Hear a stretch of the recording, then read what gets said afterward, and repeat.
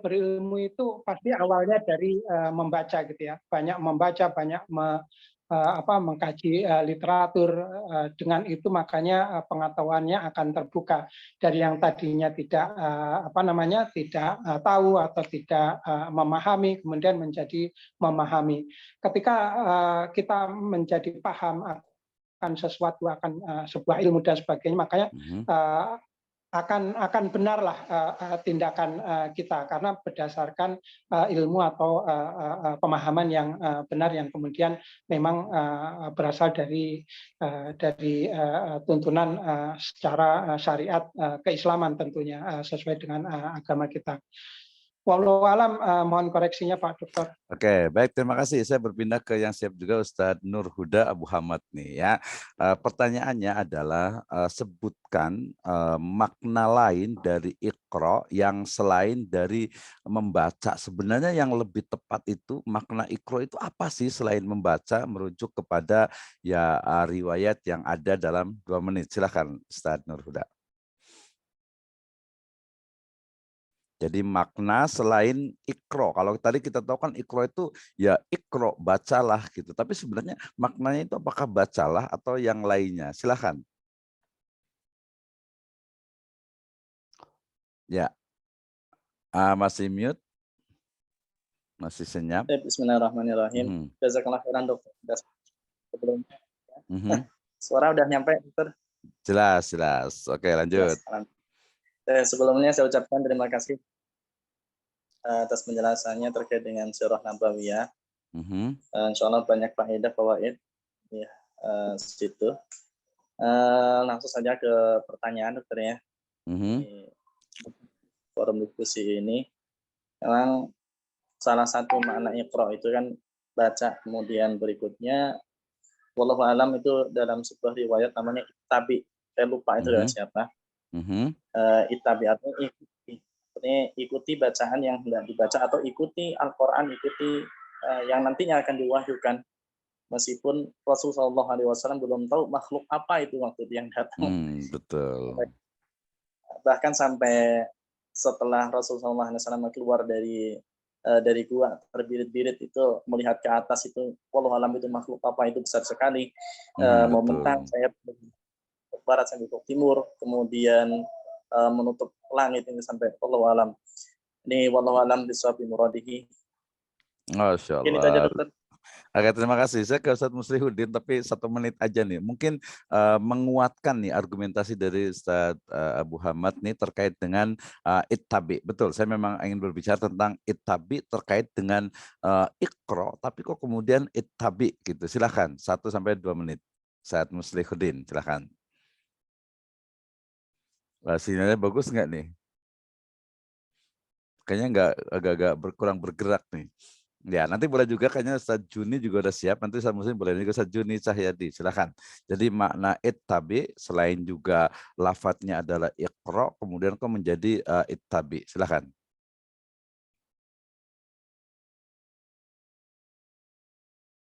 Iya. Nama lain dari arti dari selain bacalah saja.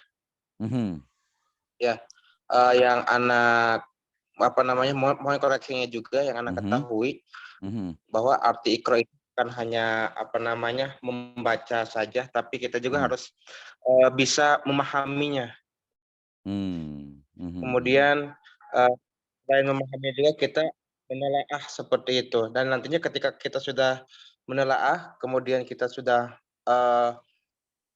banyak ilmu yang kita kumpulkan, kemudian kita langsung untuk menyampaikan seperti itu. Jadi betul yang pertama tadi adalah arti dari Iqra itu adalah membaca. Jadi selain hanya membaca, kita juga harus memperdalami seperti itu.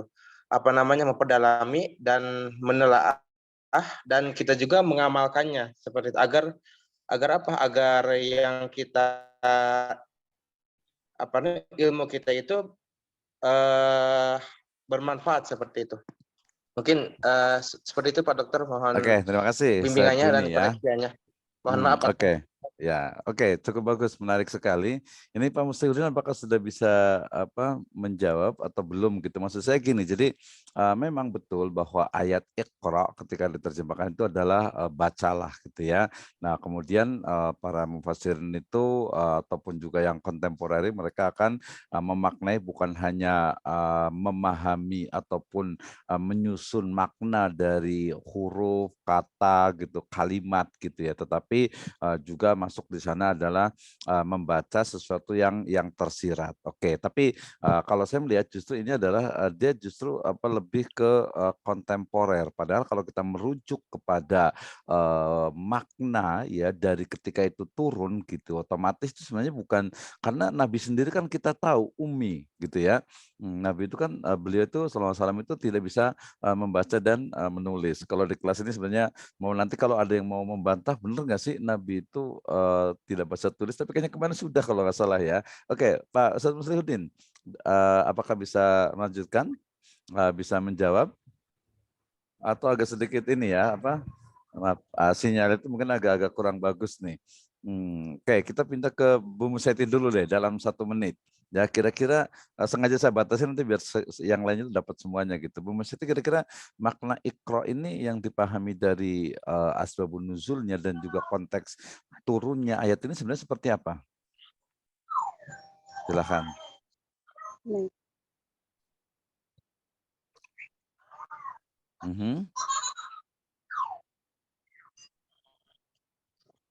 Selain membaca tadi, bisa juga dengan menghayati, kemudian menyingkapnya di dalam Al-Quran, seperti menafsirkan ayat-ayat Al-Quran. Begitu Pak Dokter? Jadi menyingkap dan memaknai makna dari Al-Quran. Oke, ya ke Pak Risman Arif dulu 1 menit. Kira-kira apakah ada makna yang lain dari Iqra ini? Ya, terima kasih Pak Dokter. Kalau menurut saya mungkin lebih penekanannya pada penuntutan kepada ilmu pengetahuan Pak Dokter, karena kita ketahui bahwa Nabi juga pada waktu mendapat perintah pertama ini dia ummi. Jadi penekanannya itu pada pembelajaran untuk mendapatkan ilmu itu Pak Dokter. Oke, ya. Demikian dari Ya, oke, terima kasih. Berarti dia masuk juga ke dalam adab dalam menuntut ilmu gitu. Jadi udah ikuti saja dulu, imani dulu saja gitu. Iqra ittabi bismi rabbikal ladzi khalaq khalaqal insana min alaq iqra wa rabbukal akram. Ini sebenarnya sangat panjang, ini sebagai menjadi awal sebenarnya untuk memahami makna dari yang sebelumnya, kemudian menjadi makna yang lebih detail dan juga lebih kontemporer gitu ya. Jadi kita tidak bisa hanya menerjemahkan atau menafsirkan kata Iqra itu hanya dengan bacalah, tetapi perlu lebih mendalam, terutama yang memiliki pondasi, yang memiliki dasar yang kuat, terutama dari ya mufassirin di di masa-masa awal. Ustaz Muslihuddin mau komentar atau Ustaz Nur Hadi mau komentar lagi? Silahkan. Sebelum kita pindah. Oh, Pak Izin, Nur, Dokter. ya silahkan. Ini dari lafadznya itu memang Iqra. Iqra bacalah itu kan. Tapi kalau kita melihat dari sahih yang diriwayatkan oleh Ali radhiyallahu anhu, ma min amrin di balid majid bi bismillah fa huwa abtar wa fi riwayatin fa huwa akhta. Ini segala sesuatu kalau yang punya sya'an, punya kedudukan, punya kebaikan, kalau nggak diawali dengan bismillah bahwa abtar, terlepas ya, dari terbebas dari ya, keberkahan. Naqul barokah. Jadi menariknya di sini, mula-mula ayat yang pertama kali Allah turunkan itu dengan bismi rabbika, dengan menyebut nama Allah. Jadi Iqra di sini makna lain mungkin adalah qul. Jadi seperti kita katakan Iqra. Misalnya kita ketika meminta sesuatu ke salah satu murid kita, orang lain, Iqra, maksudnya Iqra tidak harus membaca yang ada di teksnya, tapi kadang-kadang qul. Misalnya Iqra surat Al-Fatihah, padahal di situ nggak ada mushaf, tapi kita minta Iqra, nggak mungkin qul surat Al-Fatihah. Katanya ada Iqra surat Al-Fatihah. Padahal ini nggak ada mushaf. Jadi mana Iqra di sini adalah melafadzkan talaffuz atau qul Bismi Rabbika. Jadi menarik sekali ketika ini permulaan surat yang Allah Subhanahu wa taala turunkan adalah Bismi Rabbika. Yani Bismillah atau Bismi Rabbikal ladzi khalaq, artinya dengan nama Allah Subhanahu wa taala, dan ini selaras dengan hadis yang dibacakan oleh Ali bin Abi Thalib. Wallahu a'lam bishawab. Oke, ya saya rasa cukup. Artinya Baik. sudah cukup jelas ya. Terima kasih. Ada yang mau berkomentar lagi? Silakan. Ustaz Muslimin mau komentar? Bismillah. Oh, Pak Helmi, silakan. Ustaz Helmi. Oke. Bismillahirrahmanirrahim. Setelah tadi menyimak, kemudian menyimpulkan. Jadi dari kata ikro itu jadi maknanya adalah ta'allam. Belajarlah, bukan hanya baca, karena disebutnya itu miftahul ilm. Kuncinya belajar atau kuncinya ilmu adalah dengan membaca. Maka belajarlah, mengertilah, pahamilah, cerdaslah, berpikirlah, majulah, dan bervisilah. Maka dari setelah kalimat itu, Rasulullah SAW membuktikannya dengan mampu membangun umat Islam. Oke. Jadi kalimat Iqra itu adalah membuka disebut itu semua cakrawala. Jadi maksudnya dari Iqra ini adalah belajarlah dengan membaca. Kemudian setelah itu mengertilah, pahamilah, cerdaslah, dan sebagainya seperti itu.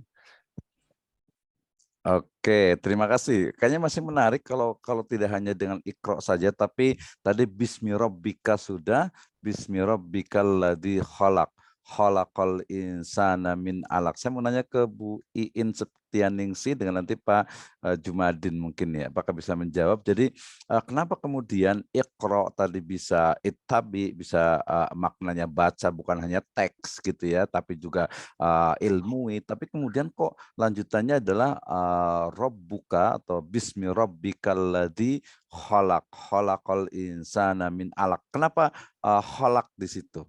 Boleh silahkan. Ya, Bu Iin dulu, silahkan. Iya Pak Dokter, terima kasih untuk kesempatannya. Ini mohon maaf karena pengetahuan agama saya juga masih kurang. Enggak apa-apa. Jadi pengetahuan saya Iqra di sini itu artinya bacalah, bukan hanya sekedar baca, apalagi baca pada bacaan buku, tapi lebih kepada bagaimana kita memahami suatu kondisi, memahami apa yang kita baca. Karena percuma kalau kita baca tapi kita tidak memahami apa konteks daripada apa yang kita baca, atau baca di sini boleh jadi memahami suatu kondisi, melihat situasi, melihat kondisi yang terjadi pada masa-masa yang sementara kita lewati. Jadi arti Iqra di sini artinya saya mungkin kasih contoh kecil, misalkan ada kejadian atau mungkin kita melihat di lapangan, anggaplah kita sementara berdebat, jadi kita memahami diskusi atau perdebatan itu, kita lihat kira-kira makna positifnya apa, makna negatifnya ini apa. Nah, dari situlah kita bisa memahami setiap kondisi, setiap keadaan. Jadi bacalah itu bukan hanya sekedar baca konteks, tapi baca keadaan dan situasi yang terjadi, yang sedang kita hadapi. Jadi sama mungkin pada zaman masa Khalifah Nabi dengan masa saat ini. Jadi turunnya ayat ini saya rasa bukan hanya sekedar Iqra bismi rabbikal ladzi khalaq, bukan hanya sekedar Iqra bacalah, tapi lebih kepada bagaimana kita memahami setiap kondisi atau situasi yang sedang kita hadapi. Misalkan kita lagi dalam keadaan sedang dirundung masalah, ataukah kita memang melihat kondisi-kondisi yang ada di lapangan, kemudian kita kita ambil sisi positifnya, apa yang harus kita petik, dan kita buang sisi negatifnya. Jadi lebih kepada konsep memahami suatu keadaan. Oke, terima kasih. Ini udah cocok jadi dosen nih kayaknya nih ya. Tapi nanti tinggal dari sumbernya saja. Oke, saya mau ngasih pertanyaan. Silahkan yang bisa ngejawab. Pak Abu Hamad mau buat jawab lagi juga boleh. Pertanyaan begini, saya simpel saja. Bismi rabbikal ladzi khalaq khalaqal insana min alaq. Ada 2 ayat. Coba jelaskan dalam 1 sampai 2 menit. Perspektifnya pertama adalah akidah, yang kedua perspektifnya adalah science atau ilmu pengetahuan. Silahkan, nggak saya tunjuk dulu nih, siapa yang mau jawab nih?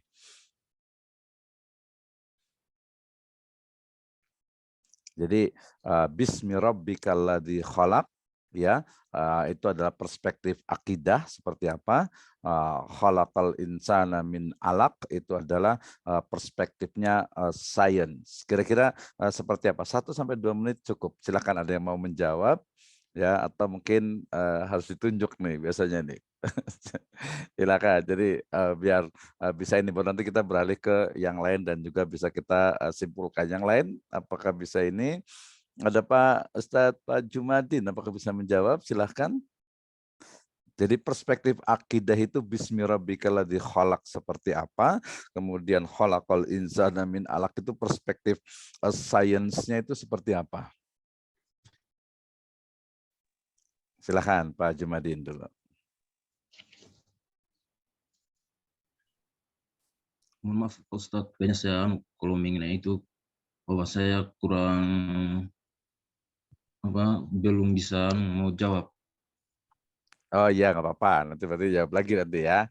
Ya, oke. Jadi karena nanti masih banyak yang lainnya. Jadi kalau perspektif saya nanti dibantah juga boleh, Ustaz Musliuddin bantah juga boleh nih. Jadi kalau Bismi rabbikal ladzi khalaq tadi terkait dengan ism, dengan nama Allah Subhanahu wa taala, di situ sudah jelas-jelas menggunakan kata-kata Rob gitu ya. Rob itu masuk kalau perspektifnya akidah itu adalah ya rububiyah. Jadi pertama yang dijelaskan itu adalah tentang rububiyah Allah Subhanahu wa taala ya, yang jelas menciptakan manusia.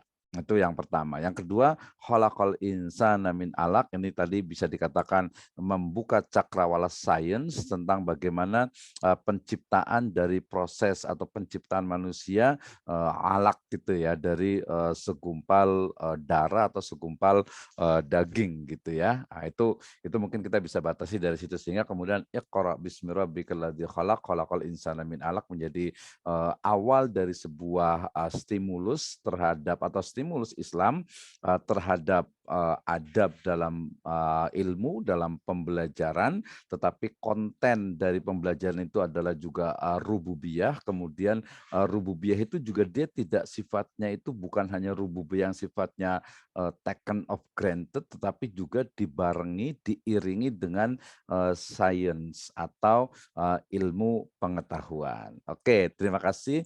Itu kesimpulan yang diskusi kita yang pertama. Sebelum saya lanjut, ada yang mau berkomentar dulu atau saya ingin silakan. Waalaikumsalam warahmatullahi wabarakatuh. Silakan Ustaz Musliuddin. Iqra bismi rabbikal ladzi khalaq khalaqal insana min 'alaq. Ada beberapa hal yang ingin Nasrati. Yang pertama berkenaan dengan sisi akidahnya, bahwa Allah adalah Rabb yang telah menciptakan, dan Rabb itu adalah insya'u syai' halan fahalan, menciptakan sesuatu itu. Maka kemudian dari sisi sainsnya, maka Allah Subhanahu wa taala menyebutkan khalaqal insana min 'alaq. Maksudnya yang disebutkannya alaq, tidak ujug-ujug jadi manusia begitu. Karena memang karakter rububiyah itu adalah insya'u syai' halan fahalan. Kemudian rabbukal ladzi khalaq dengan menggunakan bahasa kalau fiilnya di situ fiil madhi. Artinya kalau yang sudah lampau. Yang artinya memberikan penjelasan bahwa tidak ada lagi yang mencipta selain Allah Subhanahu wa taala sudah finish. Terkait dengan penciptaan itu adalah hanya berada di tangan Allah Subhanahu wa taala. Pak Dokter. Oke, terima kasih ya. Jadi nanti kalau kita perpanjang lagi, nanti silahkan di rumah ya. Khalaqal insana min alaq iqra wa rabbukal akram. Nah, ada akromnya ini berarti di situ ada ubudiyah, perintah ya untuk memuliakan ya.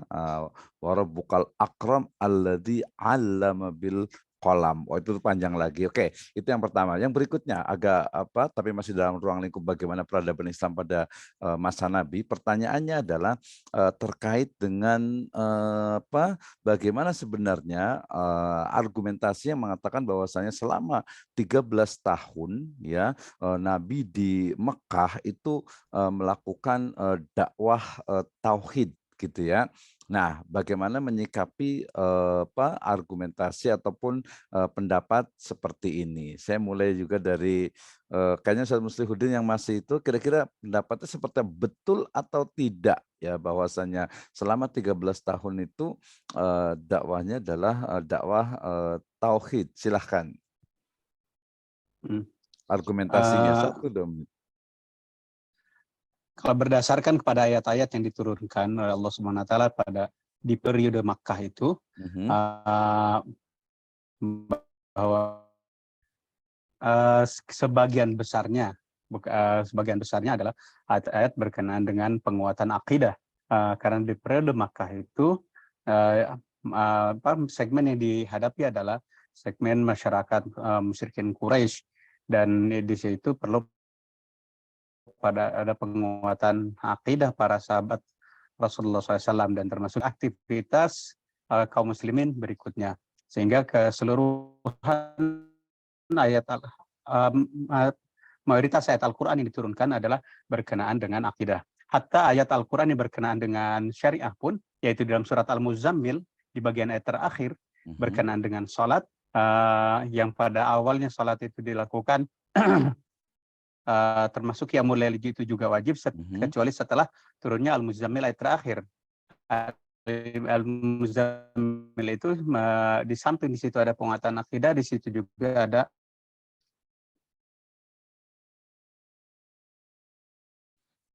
Oke, terima kasih. Kayaknya sinyalnya nih ya. Oke, pertanyaan berikutnya tadi sudah betul ya. Jadi Ustaz Muslihuddin itu sepakat bahwa dakwah pertama atau dakwah di periode Mekah ini adalah konten utamanya itu adalah tauhid gitu ya. Kemudian saya ingin melihat sebenarnya bagaimana perspektif dari sains ataupun ilmu pengetahuan dan juga mungkin ya semacam sakofah gitu ya. Kenapa kemudian kok tauhid yang dijadikan konten utama gitu ya, dan nanti kalau kita korelasikan dengan bahwa pengikut awal sabiqunal awwalun itu sebagian besar itu adalah para budak gitu ya. Silakan Pak Heri Wicaksono kayaknya dalam 1 sampai 2 menit. Kenapa kontennya itu tauhid, kemudian juga banyak yang itunya adalah yang pengikutnya itu adalah orang-orang duafa gitu ya, orang-orang budak dan juga ya orang-orang yang lemah gitu. Silakan. Baik, Masya Allah. Terkait dengan pertanyaan tadi bahwa fokus dari dakwah Nabi selama 13 tahun itu periode Mekah itu adalah tauhid. Menurut Ana lebih ke arah ada kaitannya dengan bangsa-bangsa Arab yang tadi sudah dijelaskan oleh Pak Dokter ya, termasuk di antara penghuni bangsa Arab yang pertama itu tadi kan bangsa Ribah, kemudian Baidah dan Mustaribah gitu ya. Ribah itu kan semacam kaum yang sudah punah ya tentunya, kayak kaum Ad, kaum Samud dan sebagainya gitu ya. Terus kemudian kaum Baidah itu kan sekitar Yaman dan sekitarnya kalau tidak salah. Terus kemudian kaum yang berikutnya adalah Mustaribah itu kan kaum yang menghuni kawasan Hijaz, Najd dan sekitarnya gitu ya. Betul. Nah, kaum-kaum itu kan pada awal-awal sebelum adanya Islam itu kan lebih banyak yang tadi disebut sebagai kaum-kaum yang jahiliyah gitu ya, yang pada dasarnya kaum yang tidak mempunyai akhlak gitu ya. Nah, kaum jahiliyah itu kan dalam tanda kutip tipikalnya itu kan penganutnya itu adalah animisme. Artinya kaum yang mempercayai bahwa benda itu mempunyai roh. Roh itu mempunyai kekuatan yang bisa menolong mereka gitu ya, dan memberikan manfaat kepada mereka gitu ya. Nah, tapi di satu sisi bahwa itu adalah kaum Jaliyah, tapi ada satu kaum yang katakanlah keturunan dari Nabi Ibrahim, Nabi Ismail itu kan lebih ke arah Al-Qur'an menyebutnya kalau tidak salah sebagai kaum Hanif gitu ya, kaum yang lurus gitu ya. Artinya betul. orang yang sudah mempunyai akidah yang jelas gitu ya. Nah, dikaitkan dengan tadi periode 13 tahun di Mekah dakwah itu penguatan tauhid gitu ya, itu memang benar. Artinya gini, artinya bahwa yang disasar itu memang adalah kaum-kaum yang tadi dalam tanda kutip masih dalam kondisi jahiliyah gitu ya. Nah, itulah yang kemudian berusaha diperbaiki oleh Nabi kita Nabi Muhammad SAW sebagai dasar untuk menerima ilmu-ilmu berikutnya gitu ya. Karena kalau sudah akidahnya kuat, apapun yang terjadi hanya Allah yang yang dimintain tolong gitu ya. Nah, kenapa kemudian terus kaum-kaum kecil gitu ya dalam tanda kutip gitu ya, itu adalah lebih bisa menerima awal-awal dakwah ini gitu ya. Karena kaum-kaum kecil itu dalam arti mempunyai pemikiran yang sangat sederhana gitu ya, bahwa tidak terlalu banyak berpikir gitu ya. Bedakan dengan kaum yang tadi mungkin kaum yang terpelajar versi mereka, kaum Quraisy yang masih jahiliyah itu kan lebih ke arah taklid buta bahwa Robnya dia gitu ya, Tuhannya dia itu adalah Tuhan yang diwarisin secara temurun dari nenek moyang mereka gitu ya, dan mereka ya sudah hanya berpikir seperti itu aja, ini yang saya dapat, ini yang saya teruskan kan gitu. Tapi orang yang pemikirannya sederhana kemudian malah bisa menerima itu karena masuk akal di pemikiran mereka. Wallahu alam, Pak Dokter, mungkin itu yang bisa terima kasih. Banyak disampaikan. sekali tadi. Ada satu keyword tadi sebenarnya sempat nanti kita akan bincangkan gitu ya. Sekarang kita bincangkan. Jadi pertama itu adalah tadi seolah-olah itu tadi yang orang-orang duafa, para budak itu tadi pemikirannya itu sederhana, simple gitu ya. Sementara kesannya tadi orang-orang itu adalah orang-orang Quraisy gitu, terutama pembesar-pembesarnya itu adalah terpelajar dan juga memahaminya. Ini menjadi nanti ada kritik pedas terkait dengan sebenarnya apakah yang awal masuk itu adalah tadi memang pemikiran itu sangat simpel, sangat sederhana, dan juga dalam tanda petik itu juga ada, ini agak sedikit pedas gitu ya, dari sisi ya kepentingan ataupun kebutuhan mereka akan sebuah kemerdekaan, sehingga awalnya itu adalah para budak tadi ya riqab gitu ya yang lemah. Oke, tapi saya mau loncat dulu ke Ustaz Nur Huda, kayaknya udah siap nih. Saya mau tanya juga nih. Jadi gini, pendidikan tauhid gitu ya, tadi disebutkan dalam perspektifnya sains, ilmu pengetahuan, kemudian impact-nya, dampaknya terhadap atau mungkin implementasinya di generasi sekarang, santri dan generasi muda gitu ya. Kemudian juga untuk membantah tadi bahwa kesannya itu kok udah yang simpel saja gitu. Tapi kalau sekarang kita lihat justru kok agak berbeda gitu ya. Agak berbeda, justru yang banyak mengaji, banyak yang itu adalah orang-orang yang pintar, yang memiliki pendidikan. Ini ada 3 hal sebenarnya yang kita bisa diskusikan, tapi secara kontekstual saya ingin melihat, saya ingin minta pendapat saya terkait dengan pendidikan tauhid, kemudian dikaitkan dengan sains dan juga urgensinya untuk generasi sekarang, terutama generasi muda itu seperti apa sebenarnya. Silakan dalam 1-2 menit. Terima kasih dokter. Ini saya muhawalah aja nih sebetulnya. Tapi kalau kita lihat memang bagus sekali. Ini menarik. Apalagi sekarang ada istilah baru itu. Mungkin walau alam baru atau masih lama atau baru dengar ya. Jadi membangun chemistry. Jadi persamaan membangun kedekatan hati ini penting, itu di ilmu psikologi. Artinya nanti agama ini berat. Maka Rasul itu mengibaratkan agama itu ibarat api, Betul. Ibaratnya kalau seandainya dipegang terus ya tangan panas, kalau seandainya dilepas ya kena tanah jatuh mati akhirnya nanti. Jadi beban beratnya nanti itu agama ini berat bukan perkara yang ringan. Oleh karena itu untuk membangun kedekatan antara ini loh Rasul sesungguhnya, ini loh bahwasanya agama ini sesungguhnya yang benar. Jadi membutuhkan proses yang memang lama mungkin gitu kan. Bahkan sampai setelah 10 tahun kenabian, yaitu tepatnya setelah Isra Mi'raj Rasul Shallallahu Alaihi Wasallam, ini menimbulkan pro dan kontra di kalangan kaum muslimin. Kontroversi, betul.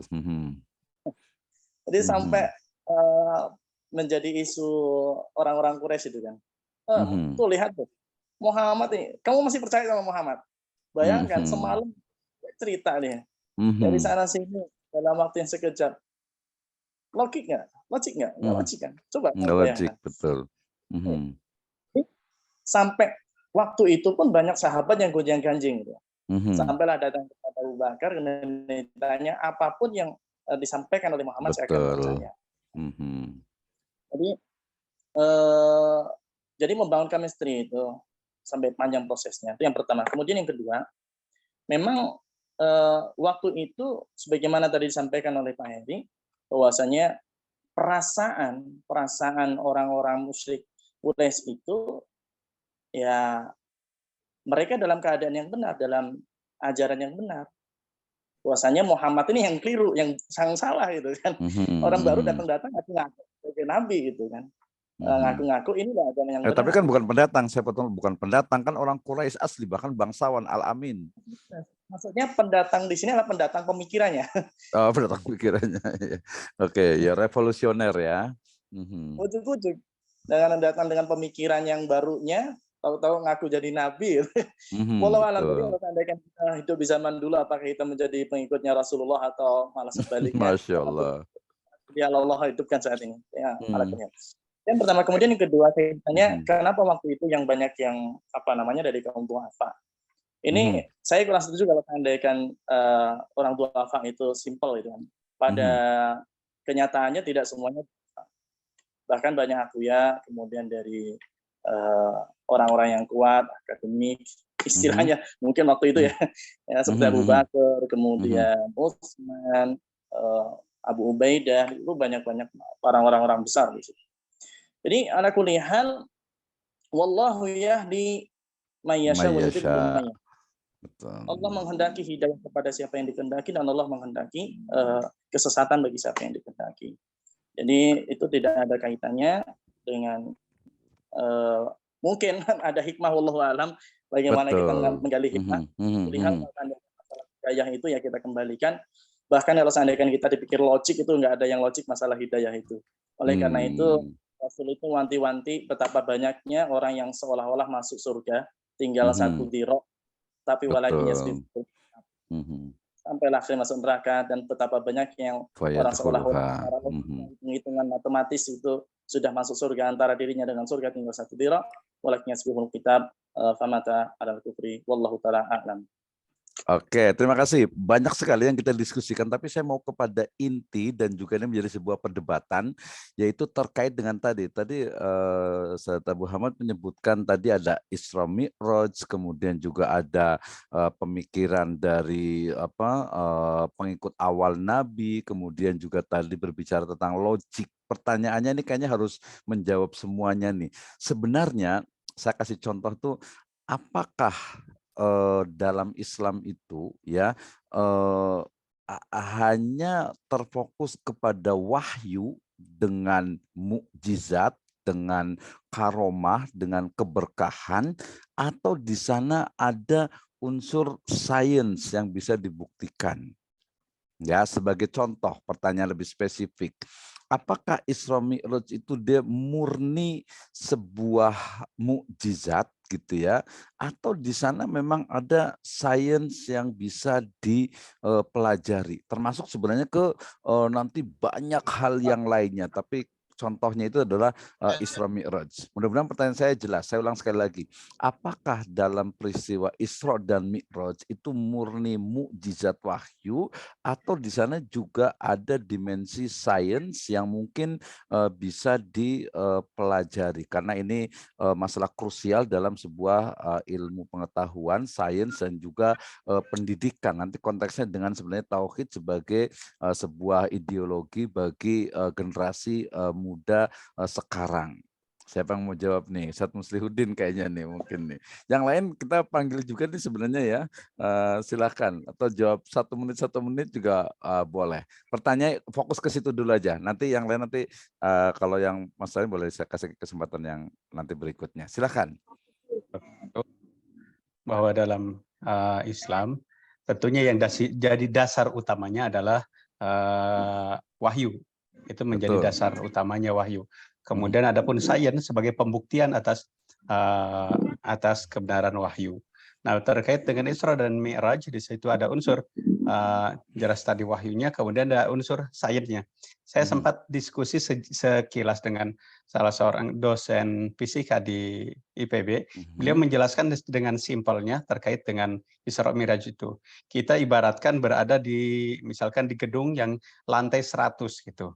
Ketika kita melihat dari lantai 100 ke bawah, untuk sampai ke bawah sesungguhnya kan cepat saja.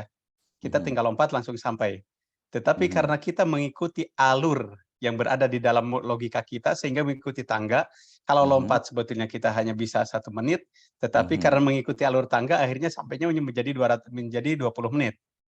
Nah, terkait dengan Isra Mi'raj itu Allah Subhanahu wa taala sudah mempunyai jalur tersendiri yang memang di luar kemampuan jalur pemikiran kita. Kalau menurut beliau begitu di antaranya. Kata ahli fisika begitu. Artinya berarti Ustaz Musli bahwa di sana ya tetap saja ada unsur sains gitu ya.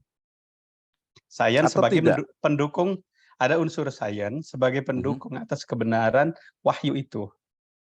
Sebagai pendukung gitu ya. Karena begini tadi dalam diskursus ilmu dalam pendidikan Islam itu selalu akan mengalami semacam dikotomi gitu ya.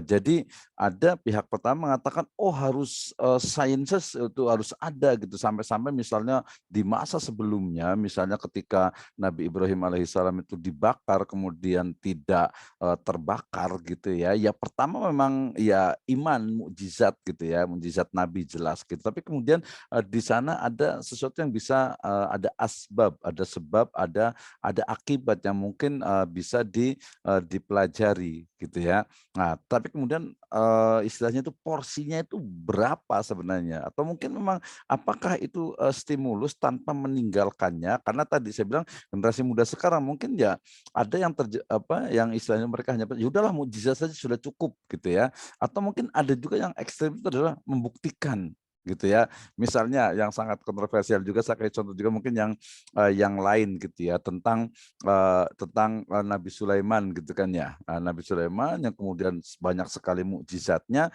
apakah itu memang mukjizat yang tidak bisa sains itu untuk membuktikannya atau seperti apa? Siapa yang mau komentar lagi nih? Ada Bu ini mau komentar udah ditutup nih ke Pak Risman Alif dulu nih. Silakan Pak Risman.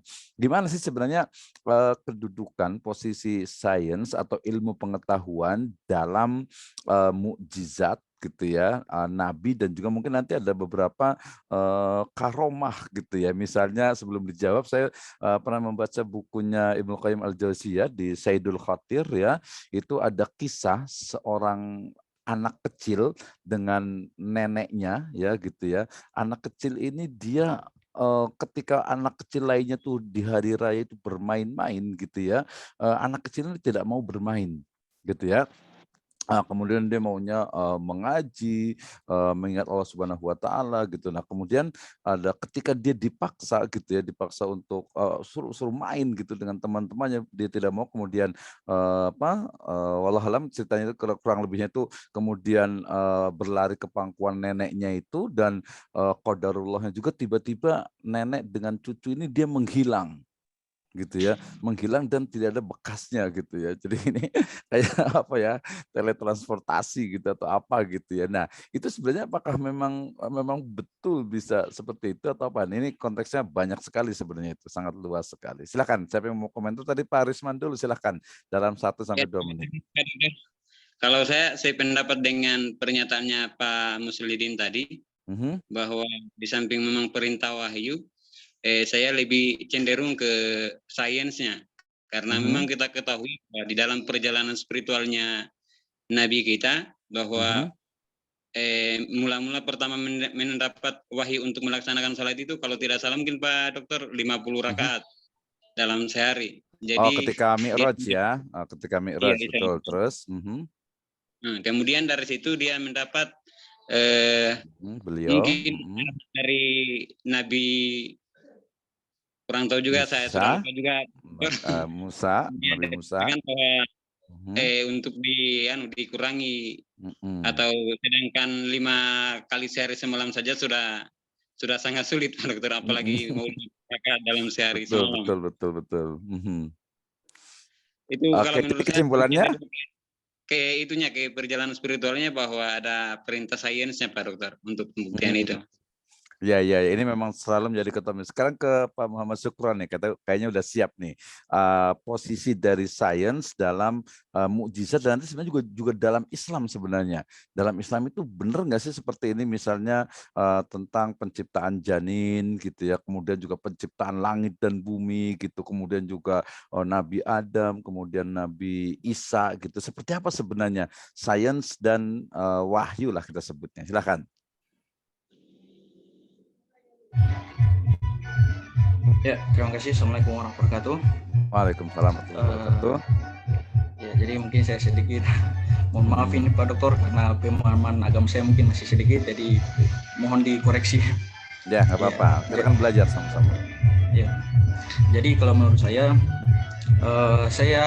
sedikit terlintas dengan ayat dulu yang saya pelajari pada saat SMP dulu. Kurang lebih ayatnya seperti ini Pak Dokter. Golongan jin dan manusia, jika kamu sanggup menembus atau melintasi penjuru langit dan bumi, maka tembuslah. Ya, jadi illa bisultan. Oke. Iya, seperti itu ayatnya. Terus kayak gimana berarti pemahamannya? Jadi pemahamannya itu dulu kan orang kalau mau pergi ke mana-mana kan, misalnya naik kapal atau naik kereta itu lama. Kalau zaman sekarang kan sudah naik pesawat, itu sudah cepat. Misalnya saya dari Bau-Bau mau ke Jawa misalnya, Makassar, itu kan hanya berapa menit saja Pak Dokter. Jadi mungkin dari situ kita simpulkan bahwa memang pada perjalanan katakanlah Isra Mi'raj itu bisa diambil kesimpulan bahwa bisa melalui pengetahuan juga. Contoh yang lainnya misalnya katakanlah seekor semut. Seekor semut itu kan kalau misalnya seekor semut itu mau pergi ke pasar kan, itu sangat lama. Tapi mungkin seekor semut itu ya. Iya, gula kali ya. Iya, mungkin. Jadi mungkin seekor semut itu hinggap di sebuah atau di seorang, misalnya katakanlah ojek. Dia hinggap di jaketnya, kemudian dia pergi ke pasar. Sehingga memerlukan waktu yang sangat singkat, misalnya hanya 4 menit. Padahal kalau dipikir secara logika, semut kan kalau pergi ke pasar mungkin sampai beratus-ratus tahun mungkin belum sampai. Ya, jadi mungkin itu bisa diteliti melalui pengetahuan juga Pak Ustadz. Mungkin sedikit. Oke, terima kasih Ustadz Muhammad Syukron. Jadi menarik sekali karena memang begini ya. Jadi ini menjadi satu diskursus atau bahan diskusi yang memang tidak pernah ada habisnya gitu. Karena kita akan terjebak kepada tadi dikotomi ilmu yang kemudian dia agak sulit untuk memisahkan gitu ya. Memisahkan. Jadi yang benar itu yang seperti apa? Misalnya disebutkan sab'as samawat gitu ya. 7 lapis langit ya. Kemudian wal ard mislah, dan juga bumi yang semisalnya. Apakah bumi itu juga lapisnya 7? Nah ini karena kita bicara tentang pendidikan. Jadi konteks dari pendidikan. 1 menit untuk Abu Hamad, kayaknya mau komentar sebelum saya mau ke Madinah sebenarnya nih, mau pindah ke Madaninya nih. Silahkan. Terima kasih dokter. Ini mungkin yang tadinya sikap kita terhadap ilmu sains menyandingkan antara sains dan wahyu. Betul. Memang kita sebagai seorang muslim, pegangan kita ya kita harus imani semua yang apa Allah firmankan, apa yang disampaikan oleh Rasul datang itu benar itu kan, meskipun belum terbukti. Betul. Masalah pembuktian atau adanya memang ternyata kok benar sesuai dengan sains, itu bukan berarti sains yang benar, tapi memang firman Allah benar. Dan Allah yang menciptakan alam semua, jadi yang bisa dibuktikan memang sudah terbukti. Oleh karena itu lebih kurang ada 80% dari Al-Quran itu ayat-ayat Al-Quran yang sudah terbukti kebenarannya oleh sains, itu sebagaimana yang disampaikan oleh dokter apa itu Allahumma shalli ala Muhammad.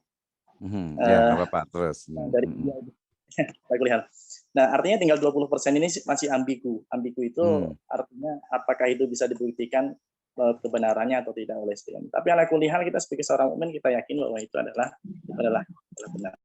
Nah, adapun kalau seandainya belum terbuktikan bukan berarti tidak bisa dibuktikan, akan tetapi sains kita yang belum nyampe ke sana ya kan. Belum dapat porsinya untuk bisa menembus ke sana. Wallahu ta'ala. Oke, menarik juga nih yang salah satu viral itu sekarang kan ada PAS ya, pengobatan akhir zaman tuh. Mungkin pernah lihat juga tuh apa pengobatan akhir zaman. Tapi kayaknya Pak Heri mau komentar mungkin ya. Silakan dalam 1-2 menit. Ya, lebih ke arah menambahkan apa yang disampaikan oleh Abu Ahmad. Artinya gini, betul tidak dipungkirin bahwa dari sisi keimanan bahwa wahyu atau mukjizat itu ada. Itu memang kita harus 100% percaya. Yakin. Ya. Yakin, betul. Tapi masalahnya begini, masalahnya adalah Isra Mi'raj tadi misalnya gitu ya. Kalau dipahamin orang dulu sama orang sekarang mungkin akan sedikit berbeda. Dikaitkan dengan misalnya ya mungkin orang dulu akan merasa bahwa itu tidak masuk akal gitu ya, karena memang secara teknologi waktu itu kan kita nggak bagus-bagus amat dalam tanda kutip gitu ya. Betul. Sangat berbeda dengan yang sekarang gitu ya. Nah, kemudian jadi sah-sah aja kaum waktu itu sangat tidak mempercayai kalau misalnya dia tidak punya keimanan gitu ya. Tapi pada saat akhir-akhir teknologi modern itu kan sebenarnya lebih mendekatin begini. Yang mau saya sampaikan adalah gini. Teknologi yang sekarang itu kan jauh sangat berkembang gitu ya. Dalam arti gini. Kalau dulu misalnya katakanlah kita kirim surat itu butuh 3 hari dari Jakarta ke Jawa misalnya, atau 4 hari gitu ya, 5 hari gitu ya. Dalam teknologi sekarang itu kita kirim email sekarang gitu ya, dari sana sudah nyampe gitu kan. Kurang dari katakanlah 1 menit dan sebagainya. Nah, pun begitu juga katakanlah teknologi yang tadi sempat disinggung oleh Pak Muhammad gitu ya, bahwa teknologi perjalanan gitu ya, yang dulu itu katakanlah berhari-hari, terus kemudian sekarang ada teknologi pesawat dan sebagainya gitu ya, itu lebih pendek gitu ya. Nah, maksud saya adalah begitu kita lihat dari teknologi yang kemudian ada sekarang itu sebenarnya Isra Mi'raj itu juga mungkin saja itu belum bisa dibuktikan lewat teknologi yang sekarang gitu ya, walaupun itu sangat canggih sekali ya, artinya dengan kecepatan cahaya dan sebagainya itu sudah bisa dibuktikan secara ilmiah gitu ya. Tapi mungkin saja Isra Mi'raj itu belum bisa dibuktikan sekarang. Tapi ketika nanti teknologi kita jauh lebih maju dan sebagainya, kalau tidak salah kan orang-orang Barat dan sebagainya itu kan sekarang memang berlomba-lomba untuk menciptakan teknologi, dan memang itu sudah sunatullah bahwa teknologi atau ilmu pengetahuan itu akan dibuka di akhir zaman gitu ya. Nah, pada saat itu nanti ketika teknologi itu sangat modern, jauh berkembang dari apa yang sekarang ada gitu ya, dari situ mungkin kita bisa memahami ternyata memang selain tadi dari sisi keimanan, tapi dari sisi teknologi itu juga ternyata memungkinkan untuk sampai ke langit ke-7 gitu ya, itu dalam waktu yang semalam saja gitu ya. Karena teknologi di dunia aja seperti itu, apalagi teknologinya Allah yang berkehendak gitu ya.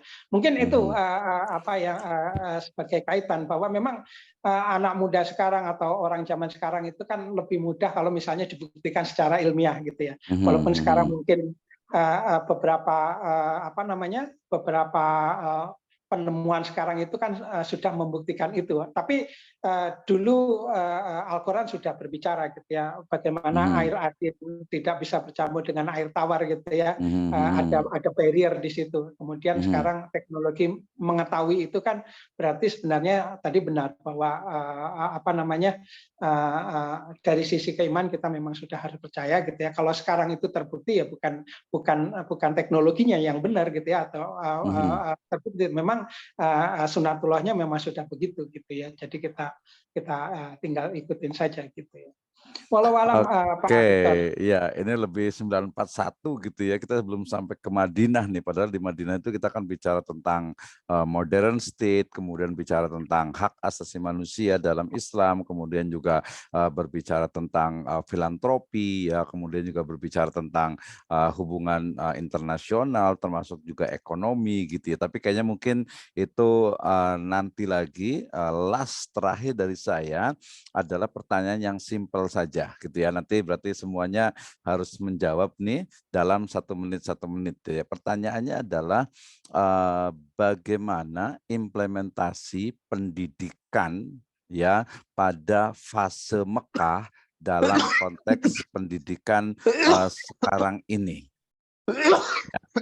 Mudah-mudahan sudah jelas. Saya mulai dari yang siap dulu berarti ya, balik lagi ke Pak Heri lagi dalam 1 menit.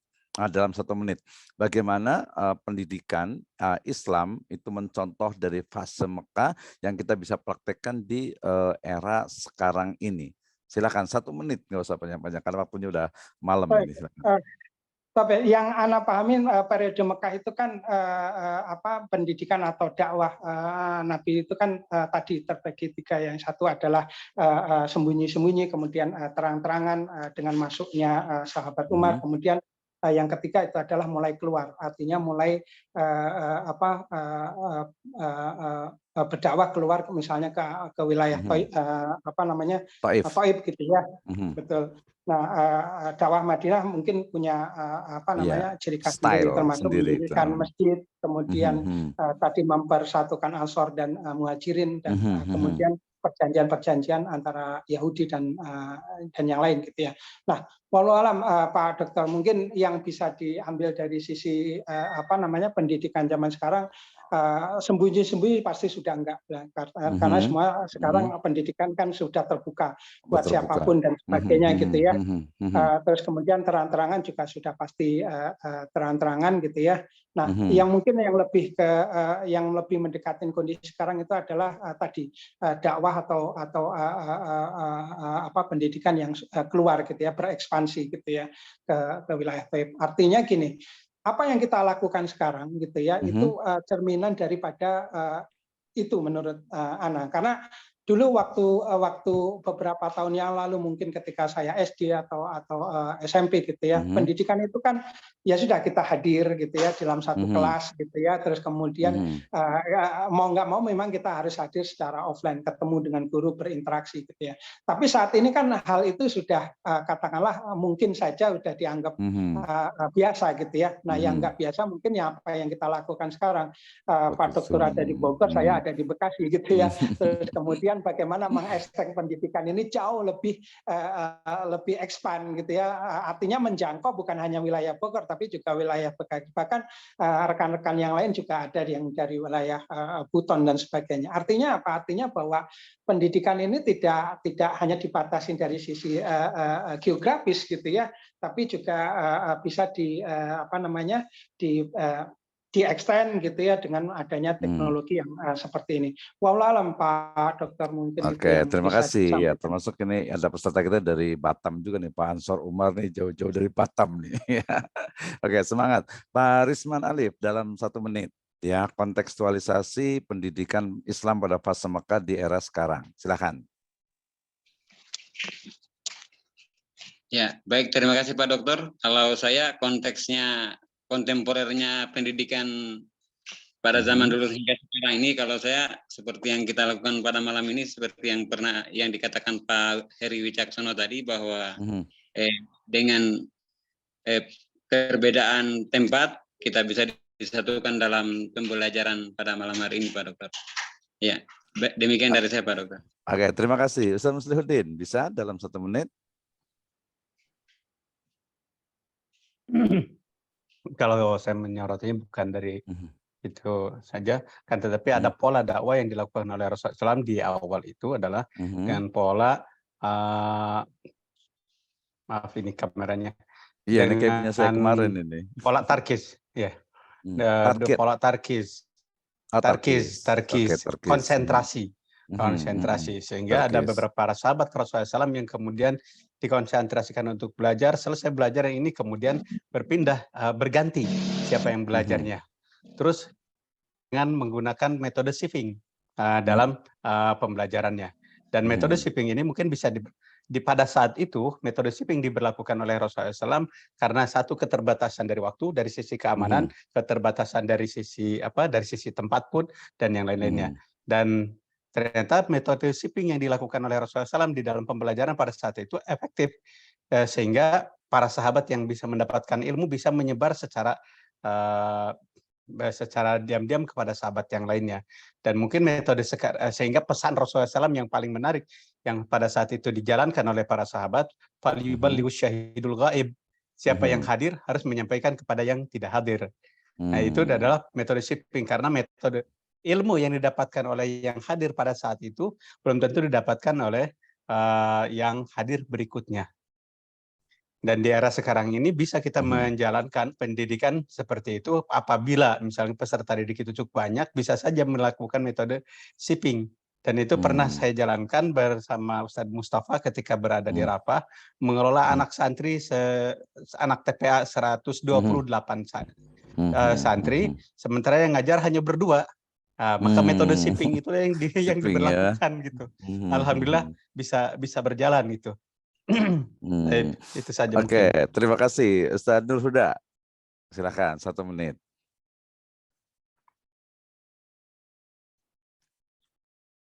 Kontekstualisasi, silakan. Belum muncul di kepala ini, Dokter. Anak lagi menyimak aja dulu. Bagus-bagus nih. Oke, terima kasih. Ini masih banyak sekali, tapi yang udah kelihatan juga ada Pak Jumadin dulu. Silakan 1 menit dengan nanti Bu Iin. Ya, siap. Terima kasih Pak Dokter yang telah diberikan kepada saya kesempatannya. Yang saya ambil contoh mengenai perbedaan metode pada zaman Rasulullah dengan zaman sekarang ini, Pak Dokter. Yang saya ambil yaitu dari segi pesantren, di mana dari pesantren ini bisa mempertemukan dari daerah-daerah yang lain, seperti dari Buton, pesantrennya di Kendari, bisa pertemuannya di begitu, Pak Dokter, dari metode pendidikannya. Oke, terima kasih. Terakhir Bu Iin. Jadi ingat. Oh, jadi ingat. Ke Bu Iin dulu, nanti Pak Abu Hamad terakhir closing remark. Silakan Bu Iin. Enggak. Baik Pak Dokter. Jadi menurut saya implementasi pendidikan pada saat di Mekah dengan zaman ini itu saya ambil 2 pedoman penyiaran Islam, yaitu terang-terangan sama seruan umum. Untuk yang pedoman penyiaran Islam atau pendidikan ini secara terang-terangan ini, untuk zaman seperti saat ini kita bisa lihat dari cara metode ceramah yang sekarang kan zaman teknologi sudah semakin berkembang, kemudian juga semakin berkembang. Jadi saat ceramah itu tidak hanya ceramah itu tidak hanya diberikan kepada jamaah yang hadir di masjid atau di tempat-tempat di mana para penceramah ini diundang, tetapi juga disiarkan melalui media sosial. Maka disebut terang-terangan. Artinya semua orang yang melihat media sosial pun bisa menonton dan mengambil ilmu dari metode penyiaran atau ceramah ini. Sementara metode seruan umum ini, saya menarik kesimpulan bahwa dengan melihat berbagai macam kejadian, kemudian ceramah dari Ustadz, Kiai, dan lain-lain sebagainya, maka secara tidak langsung mengajak umat Islam, umat Muslim ya untuk sama-sama hijrah, berbenah diri. Ini secara langsung juga membuktikan bahwa seruan umum, walaupun tidak langsung orang per orang, tetapi dari ceramah yang dilakukan secara terang-terangan ini juga sekaligus seruan memanggil kita sama-sama untuk berhijrah ke arah yang lebih baik. Itu saja mungkin Pak Dokter yang saya tangkap dari implementasi pendidikan pada masa kini. Terima kasih. Oke, terima kasih. Tadi berbicara tentang hijrah, kita nanti boleh dibaca-baca di rumah. Kan era Nabi di fase Mekah itu saya sebut dalam tanda petik gitu ya, kegagalan hijrah 2 kali ke Habasyah gitu ya. Ini tentu saja banyak sekali hikmahnya di situ ya. Jadi bagaimana perencanaan sampai 2 kali dua angkatan lah istilahnya itu hijrah ke Habasyah, tetapi ternyata tidak berhasil gitu ya, tidak berhasil walaupun di sana Raja Najasyi itu baik gitu ya, tetapi kemudian ternyata tidak berhasil dan kemudian dialihkan ke Yasrib. Ini menjadi satu model sebenarnya, masuk nanti ke strategi sebenarnya itu, ke strategi perluasan gitu ya. Kemudian juga ke Abu Muhammad dulu nih dalam 1 menit silakan. Pak Dokter, saya boleh ya? Ya. Boleh silakan. Implementasi ya tadi ya. dari fase Mekah ya, fase Mekah yang bisa diambil pelajarannya di dunia pendidikan pada saat ini. Yang pertama, sebelum yang harus ditanamkan kepada anak-anak itu sebelum dikasih tugas dan sebagainya sebelum belajar adalah membangun militansi terlebih dahulu kepada anak-anak. Salah satunya itu seperti apa tuh? Ya, seperti mencintai gurunya dulu seperti itu. Kemudian mencintai lembaga tersebut. Baru ketika anak-anak sudah siap baru dikasih tugas ini A, B, D dan sebagainya. Seperti itu. Kemudian yang kedua adalah adanya tutor sebaya sebagaimana yang Rasulullah terapkan, seperti ketika ada beberapa seperti Rasulullah pernah mengirim Mus'ab bin Umar ke mana? Ke Yathrib untuk memberikan pembelajaran Al-Qur'an itu sebagai jadi mengangkat dulu. Jadi si murid itu untuk mengajar mengajar murid-murid yang lain seperti itu. Oh, jadi ada training for trainernya ya. Terus Ya, tadi seperti itu ya.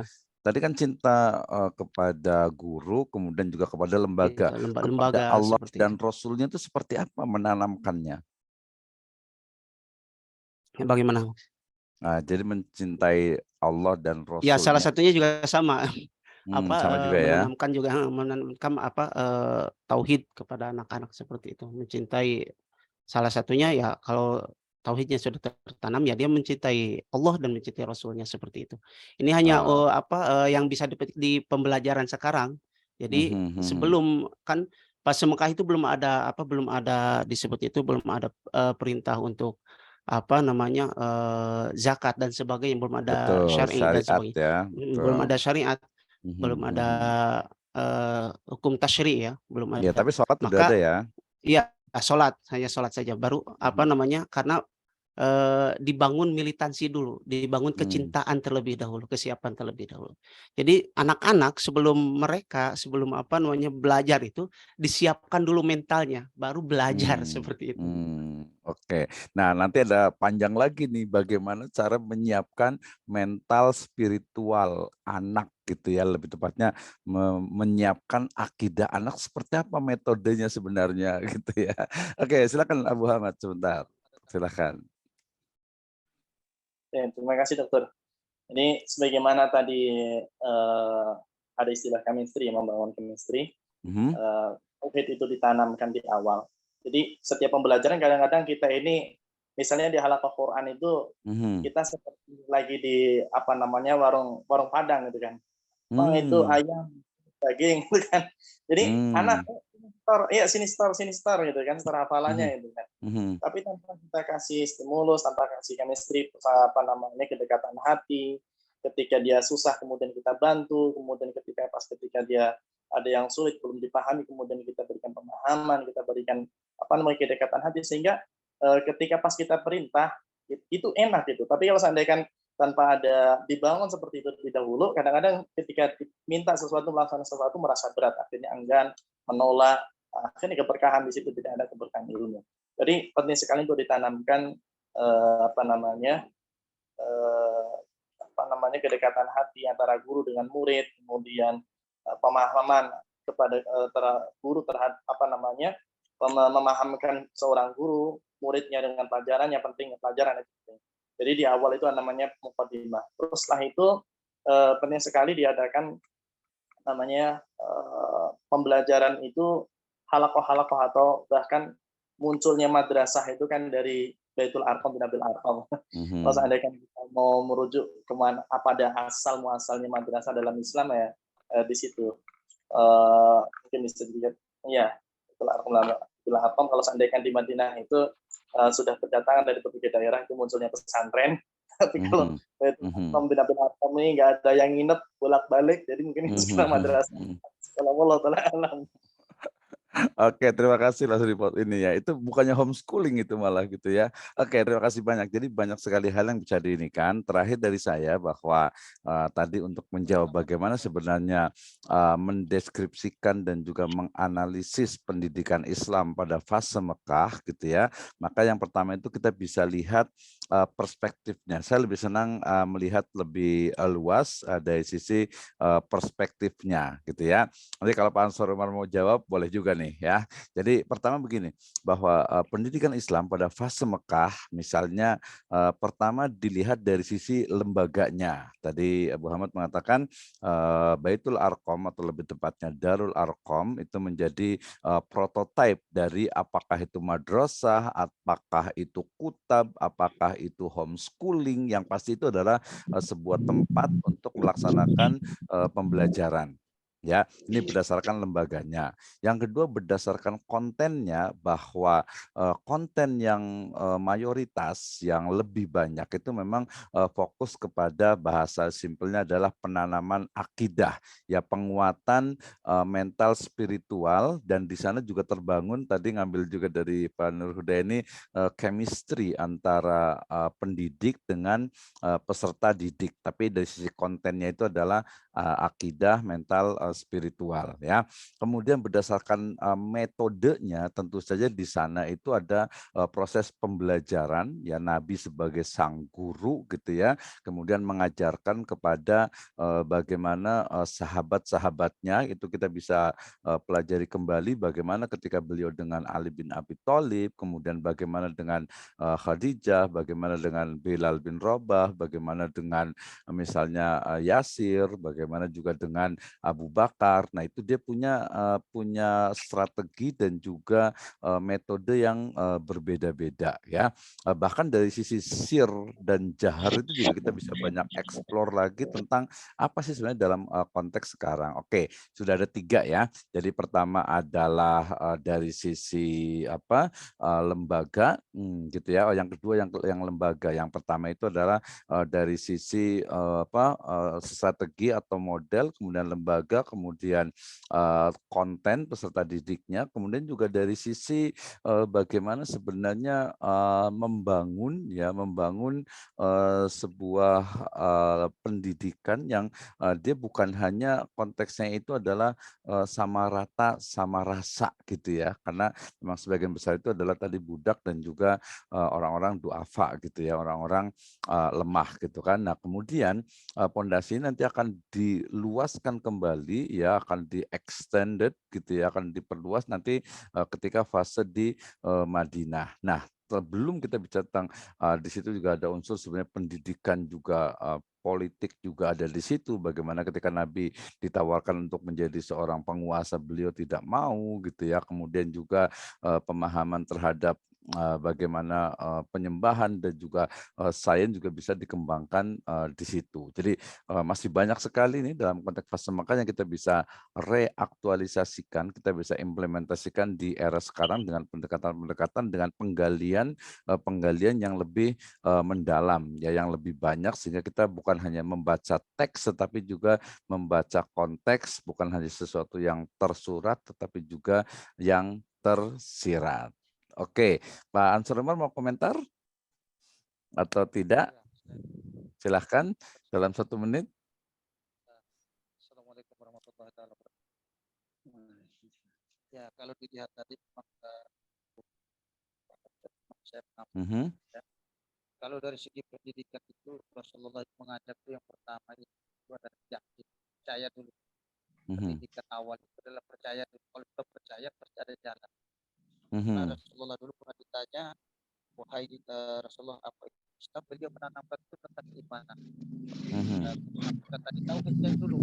Jadi mindset pertama kita seorang pendidik itu, seorang guru, pertama kita memberikan harapan dengan mereka supaya dipercaya.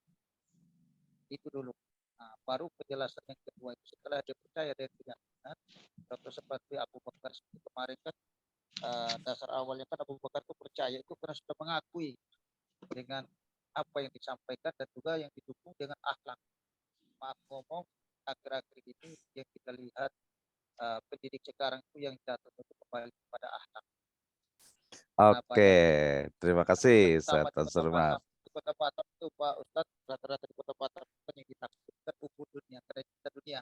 Makanya hilanglah tentang pendidik jasa guru. Nah, itu aja Pak Ustadz. Oke, terima kasih. Jazakallah khairan, udah jam 10 lebih nih, mohon maaf ini ya sampai kelewat ini. Ya, insya Allah kita lanjutkan di nanti Jumat Sabtu yang akan datang, atau nanti kita akan bicarakan untuk yang nanti dengan Pak Samsudin untuk besok ya. Mudah-mudahan kita berjalan dengan baik. Kalau siap berarti ini kita tutup dulu dengan hamdalah dan doa kafaratul majelis. Alhamdulillahirabbil alamin. Subhanakallahumma bihamdika asyhadu an la ilaha illa anta astaghfiruka wa atubu ilaik. Assalamualaikum warahmatullahi wabarakatuh.